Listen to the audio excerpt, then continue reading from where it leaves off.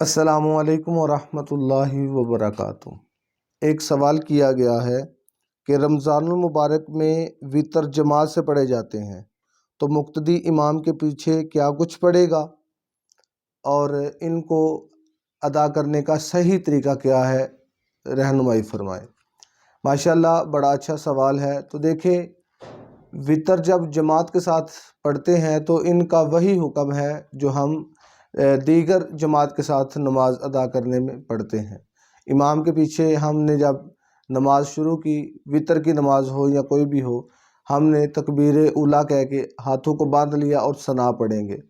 ثنا پڑھنے کے بعد خاموش ہو جائیں گے، امام کی قرات سنیں گے۔ جب امام رکوع میں جائے گا، رکوع کی تسبیحات کہیں گے۔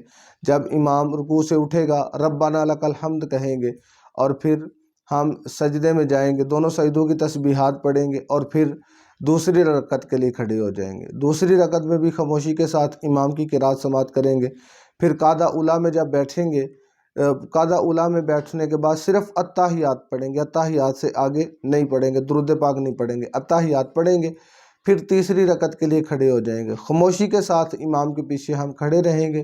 جب امام اپنی سورت کو، سورہ فاتحہ کو پڑھنے کے بعد کوئی سورت ملا کے تکبیر قنوت کے لیے ہاتھ اٹھائے، اور مقتدی بھی اس کے پیچھے ہاتھ اٹھائیں گے، اور ہاتھ اٹھانے کے بعد تکبیر قنوت کہنے کے بعد ہم دعائے قنوت جو ہے وہ وہاں پر پڑھیں گے۔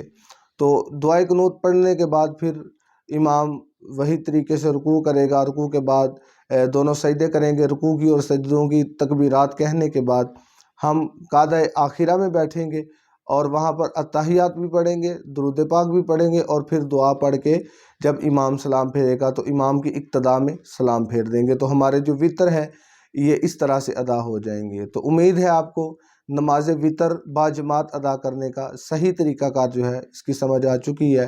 اللہ کریم کی بارگاہ میں دعا ہے خالق کائنات ہمیں شرعی مسائل کو سیکھ کر، سمجھ کر ان پر عمل کرنے کی توفیق عطا